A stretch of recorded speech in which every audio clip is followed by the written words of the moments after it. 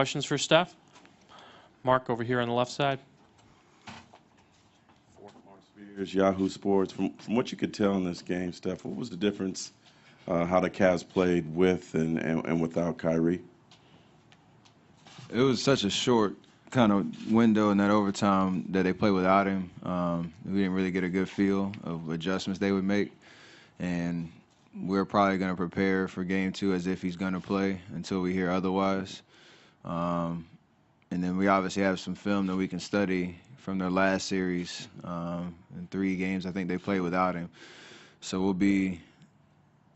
think we'll be prepared either way. But you have to go into the next 24 hours as if he's going to play and be healthy enough to give them something. So we'll see how that goes. And did you notice the injury? Did you notice when he got hurt and started hobbling around? I missed the whole thing. I was actually on the bottom of the play, coming around chasing JR. And I got hit with a screen, and when he fell, he actually threw it to my man who was open. And then I didn't see him walk off or anything. And I obviously saw him walk to the locker room, but after that, that was about it. Steph, Sarah Todd, SFA. We heard you get pretty emotional when you were talking about your dad and following in his footsteps during your MVP speech. I'm wondering what it's been like to share this experience now through the playoffs with him, and what would it mean for you to share a championship with him?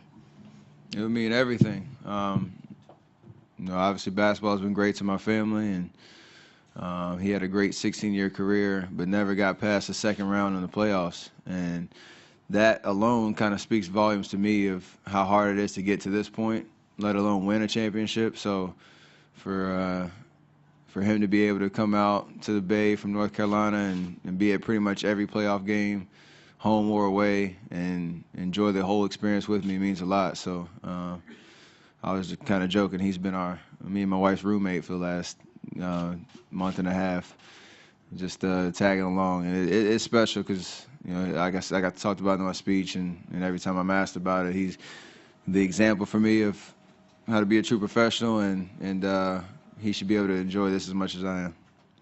Jermaine?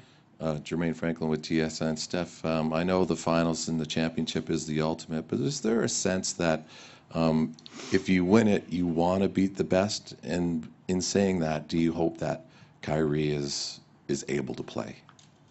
You always want to, yeah. Whatever challenge is in front of you, be able to conquer it.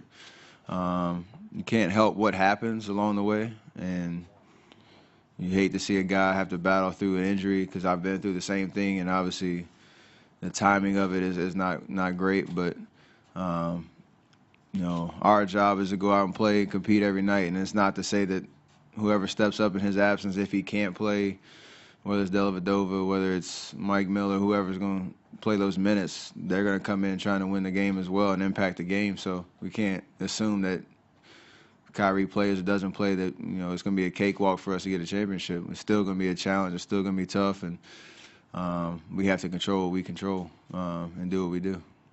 This side in the aisle. Hey, Steph, Ken Field with ESPN. You've hit 12 straight corner three-pointers from the left side. You jinxed me already. I know that's death wish for Game 2. Apologize for the number. I need to know where you're sitting at Game 2. I'll point at you if I miss it. Can I ask you what makes that spot special for you? And also, did you notice what they were doing to try to keep you off the arc in Game 1? I have no idea what that spot was different about it. I have the same confidence when I rise up, no matter where I am on the floor. The corner three is the easier of the three-point shots because it is a few inches closer. But it's a kind of a different angle. So I get most of the threes I get from that point are from a couple passes around the arc, and I'm either wide open or in a good rhythm. So maybe that helps. But that's my best way of explaining that. And teams have tried to take me and Clay off the three-point line all sorts of different ways, whether it's trapping ball screens or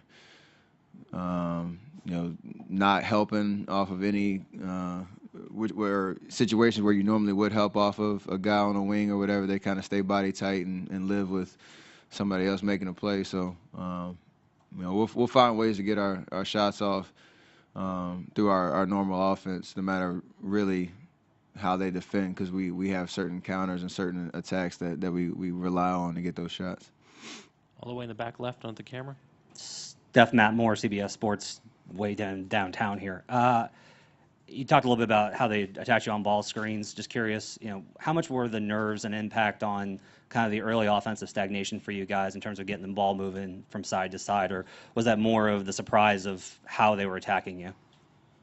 I mean, we had 7 days off in between games. Obviously, they had 8, but it kind of was an adjustment period just to get back into the flow of a game, like atmosphere and experience. So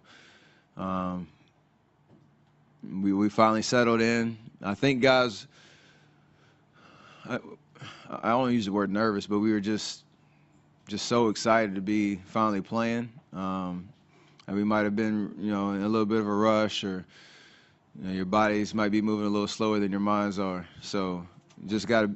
Thankfully, we settled in, like I said, and I think game 2 at the beginning will be a lot more composed and a lot more ready for that moment as we try to have a better start to our game on game 2. Steph, I don't want to jinx you on the left corner thing, but do shooters develop a hot spot? I mean, will you ride a hot spot as long as you possibly can, and do those fluctuate, over periods of time? I personally, I don't think about that. You don't know how you're going to get. I mean, unless you're a heavy ISO guy, that you can get to a certain spot on the court and really force that situation to happen. In our offense, it doesn't really work out that way. You can't really say, all right, I'm gonna come down and come off a down screen and get to the left wing, because I've been making them from there, recently. So it's just about having confidence, no matter where you are on the floor, to get shots in our rhythm and of our offense and knock them down. Last 2, Mark, and in the center here. Mark Schwartz, ESPN. Steph, LeBron a couple of days ago called you one of the greatest ball handlers in the history of the league. Do you agree with that? And can you talk about how you evolved, what you worked on, how long you worked, what you looked at, and who you admired and compared and tried to pattern yourself after while you came up? It's obviously a great compliment, and I appreciate it. I mean, that's a big part of my game and how I'm able to get space. And I'm not the fastest guy, not the most athletic, and more explosive, so I need to be able to have change of speed, change of direction, control the ball to create space to get into a jumper or get into the lane or whatever. So I've developed it every year since I've been in the league. Even before in college, I was a shooting guard mostly in college, so I didn't really have to handle as much. So it's kind of just developed in the last 5-6 years, and I've done some things in the off season to kind of hone in on the skills, whether it's the drills that I work on with these guys in North Carolina that I work out with every summer, where we do some kind of sensory and neurological drills where you kind of overload everything but overload everything in your senses but where the ball is, so that you can always know that you have it on a string, and you can be able to visualize yourself on the court and what you have to take in as a point guard, who's open, who's not, what lanes to attack. But the most consistent thing is I got the ball under control, and I can get to where I want to go when I make that decision. So that's the best way I can explain it. It's kind of it's a fun workout that we do, and it's helped me a lot to really develop my ball skills to where they are. Last one in the center. Steph, Daniel LaRue, Real GM. It happened more in previous years, but in this series already you've been defending players off the ball. How does your mentality defensively change when you're guarding somebody who's bigger and largely playing off the ball? You got to just be locked in, even more so than when you're on the ball, because you never know when your time's coming, and whether it's when it's coming to a read on helping or staying attached to your man, or when you're on the ball, you're locked in. I got to stay in front of this guy, between him and the basket. When you're off the ball, there's more decisions that you have to make. So you got to be locked in. You can't have any slip-ups. Playing angles and when you're closing out, being able to kind of read the situation before it happens, so that you're always one step ahead. And whether it's a bigger guy or not, you just got to be physical and put up a stand wherever you need to on the floor. And be able to box out as well, because those guys usually like to crash the glass, and you got to be able to help your bigs out in that situation. Thank you.